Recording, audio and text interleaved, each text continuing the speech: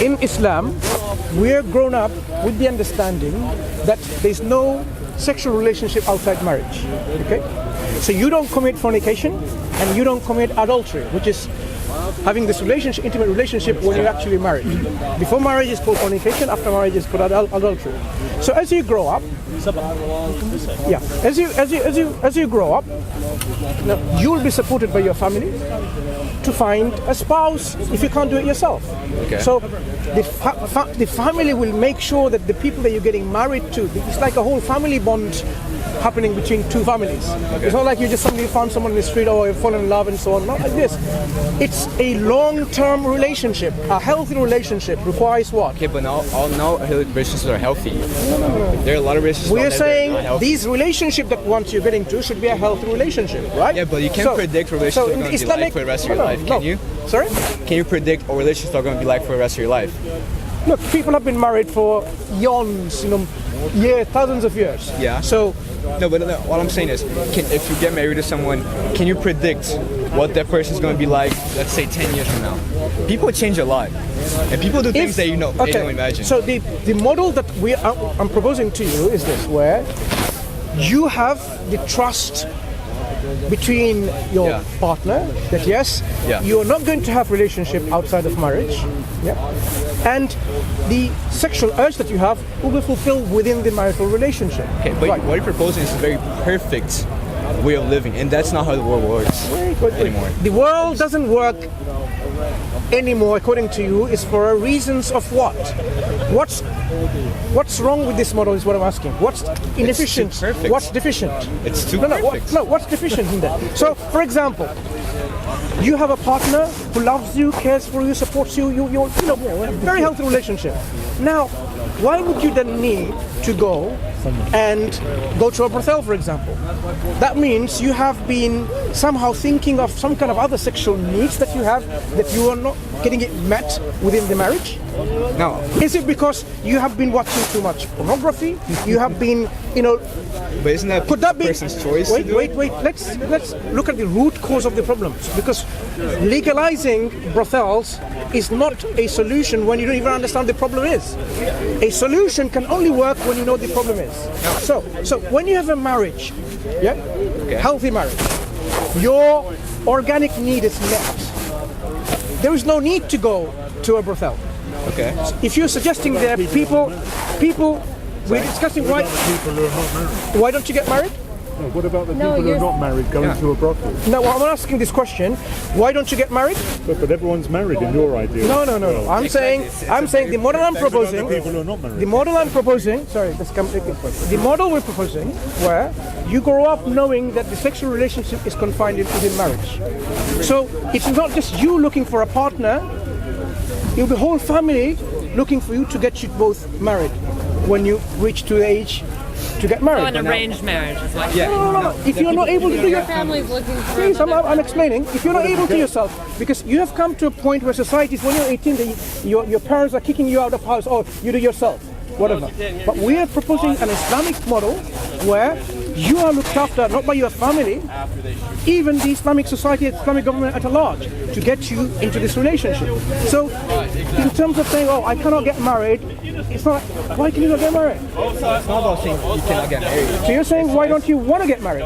No, we were talking about prostitution being legalized, right? Yeah, I'm saying this is not a solution because the problem is something that is misunderstood. The problem is people not getting married? No, it's a bigger problem. Why is there a need for a brothel? Because people want to fulfill the sexual urge. Right? Is that the reason? No. The reason for Why do people go to brothel? Some people.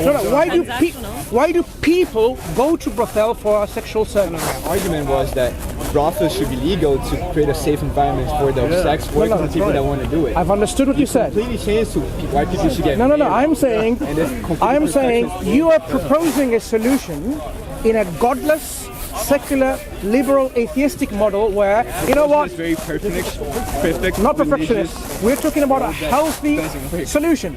Your solution is not even addressing the root cause of the problem. So why does people go to a brothel who needs the service? Let's understand that. Why do they go? Because you have a service provider, with hotels. Now, the service users, why are they going there in the first place? Get sex. It's get sex. To have sex. Why are they going to a hotel?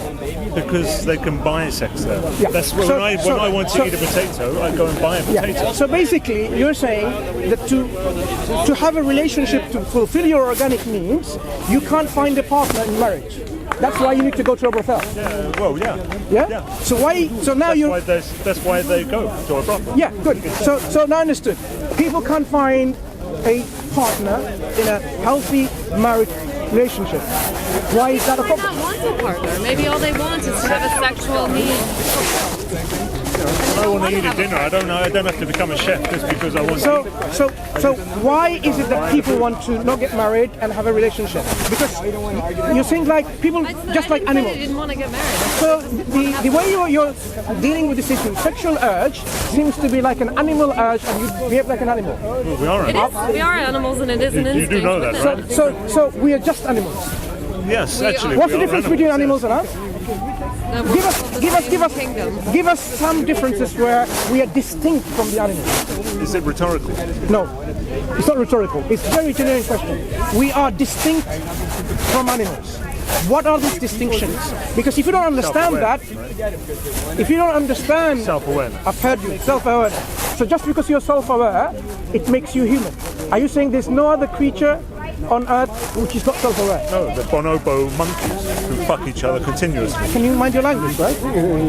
They have sexual acts continuously. So, are there any creatures on planet Earth who are also self-aware, apart from humans? It's been proven that chimpanzees, monkeys. So there are other creatures which are self-aware. So it's not about self-awareness, because that's the similarity. What's the distinction? What makes human beings distinct from all other creation, all other creatures? Because you don't believe in They seem to me want to tell us what the answer is. Sorry? They kill people with guns. No other animal does that. Chimpanzees, monkeys. Yeah, but they do it from instinct. They don't have consciousness. No, it's been proven that they do. No, but they don't have guilt when they do it. When a chimpanzee kills another chimpanzee, I'm sorry, I don't want to hijack. No. But they don't. It got off track. They don't, feel guilty about it or upset or sad because they do it purely with instinct. That's one of the differences. Well, I don't know. I've never been able to talk to a chimpanzee to find that out. So I suppose you don't believe in God, or you do? No. Yeah. So this all comes from, as I said, it's quite clear. Do you believe in God? I do, for obvious reasons. So if you don't believe in a God, is it because you've come to a conclusion, like the solution you're proposing, you have also looked into it and said, God doesn't exist? Because if you don't believe in a God, then you'll have a totally different mindset about your life.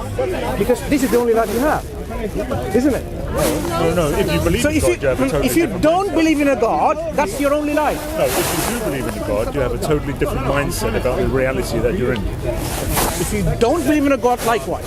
So if you don't believe in a God, how many If lives you do do you have? believe in a God, yeah? Okay. Do you have a mindset different from the religious people who believe in God? Or is it the same? Depends on the person. Do you believe in the afterlife? There's another life? No, but Clearly, you have a different lifestyle, different mindset. So it goes for both parties. Different lifestyle, different mindset, different kind of ideology.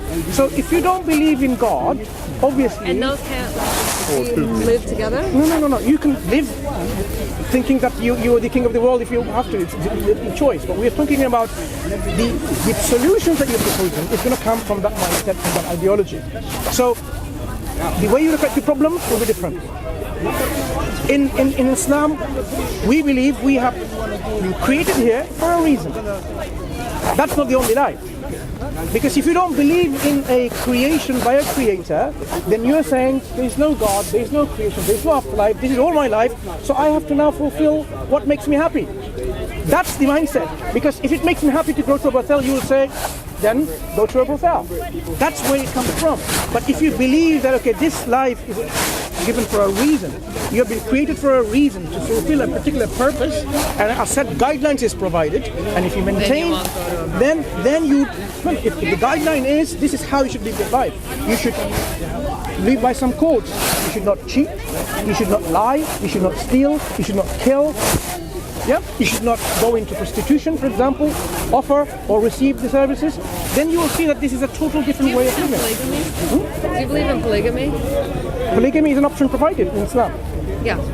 It's in marriage. It's still marriage, where it's a marital relationship. The rights are preserved, so you don't go outside this boundary. And there's a You don't limited. need to, because you can have several different wives, several different options, or several different men, several different options. Yeah. You can almost have your own harem. So I mean, harem. I mean, this is like a convenient. you know. So let's go back to the issues of the creation. Did you come to realize that there is no God? I mean, how did you take that kind of take on reality? What's that got to do with Your living, your solutions, all your solutions, all your challenges that you face will be answered by this particular mindset. So rather than, so it seems to me what I'm hearing here is that by legalizing prostitution and giving rights to women, giving them a source of income, protection, health care, etc., and that's a solution in an atheist model, let's say, or the alternative in the Islamic model is that you basically have your own harem as you want more and more women or sexual encounters. So you take more and more wives. Obviously, you're using it in a very sarcastic way of your own harem. No, what we're saying is, that's what I'm saying. your solution comes from That is your a solution. No, your solution comes from understanding the problem. Islam deals with the root problem. Prevention is better than cure. This is the Islamic model. Prevention is better than cure.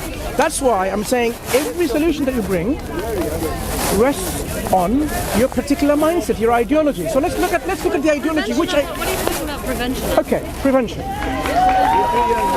There are many things that are happening in the world, right? Whether it be crimes, yeah, or this kind of sexual perversions. Extrapolating too much. Yeah. So we went back to the prostitution thing. No, everything which you consider to be a problem, we need to know why the problem exists. Killing, for example. Why do people kill each other? Why do people... come on, these are all linked. It comes to what? Your mindset.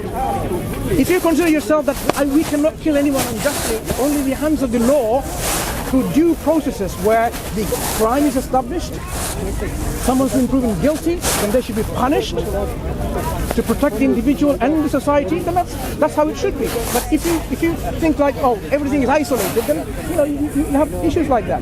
So when it comes to the Creator, why do you consider that you are here and that's it? You're not being created. There's no God. What makes you convinced and have this conviction? Science.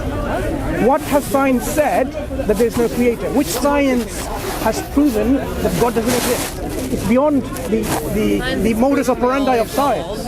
Science has nothing to do with proving God exists or God doesn't exist. It is outside the methodology of science. Science is all about observation and repeatability.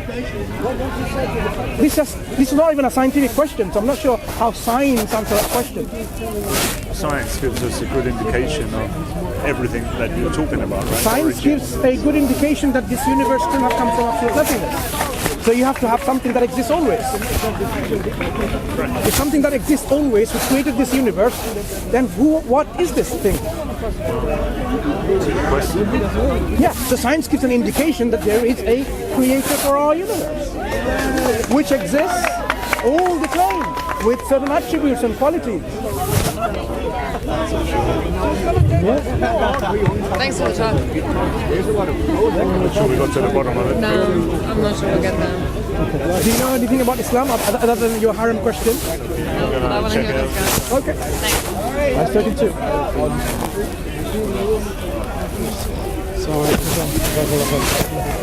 You know what the first argument?